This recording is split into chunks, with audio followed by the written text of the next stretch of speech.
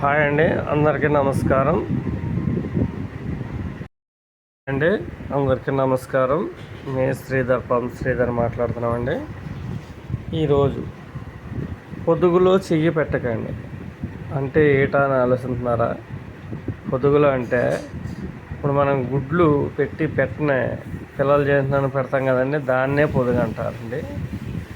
ఆ పొదుగులోని మనం పైకి కడతాం కాబట్టి చూడకుండా చెయ్యి పెట్టకూడదు.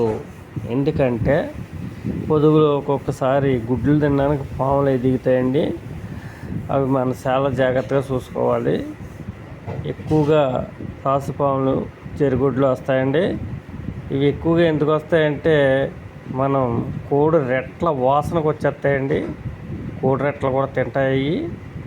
అలాగే పొదుగులు పెట్టినప్పుడు ఆ పొదుగుల్లో కూడా ఎక్కి గుడ్లు తాగడానికి అవకాశం ఉంటుందండి. కాబట్టి మీరు పొదుగుల్లో అంటే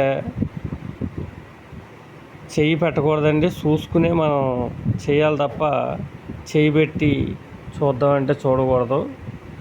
మనం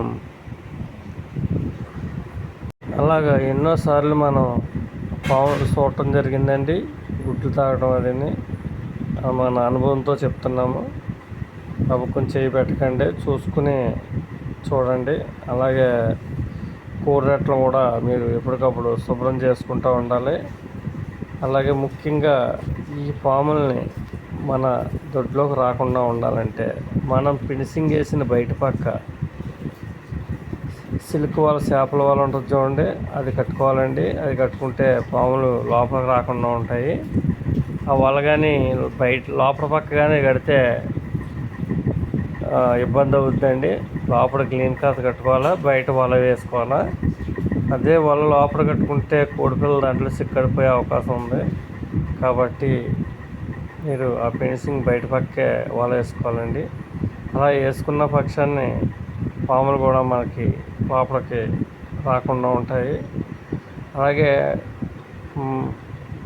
ఇలాంటి ముఖ్యమైన విషయాలు మీకు తెలుసుకోవాలనుకుంటే మా ఛానల్ని సబ్స్క్రైబ్ చేయండి. అలాగే లైక్ కొట్టండి, మమ్మల్ని ఫాలో చేయండి. అలాగే మీకు తెలియని విషయం ఏమన్నా ఉంటే మాకు కాల్ చేయొచ్చు. అలాగే మీ సందేశాలు మేము తీర్చగలమండి. అలాగే మాకు కామెంట్స్ కూడా పెట్టచ్చు. మీరు కామెంట్స్ పెడితే మీకు రిప్లై మేము ఇవ్వగలము. అలాగే మన ఛానల్ కూడా సబ్స్క్రైబ్ చేయండి, లైక్ కొట్టండి. ఈ ఛానల్ కూడా ముందుకు తీసుకెళ్తే ఇలాంటి ఎన్నో విషయాలు మీకు ముందుకు తీసుకొచ్చడానికి అవకాశం ఉందండి. మెడిసినే కాదు,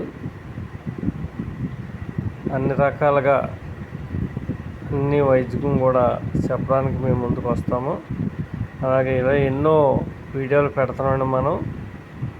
మనం ఎన్నో విషయాలు చెప్పుకోవడానికి ముందుకు రావడానికి అవకాశం ఉందండి. అందరికీ నమస్కారం.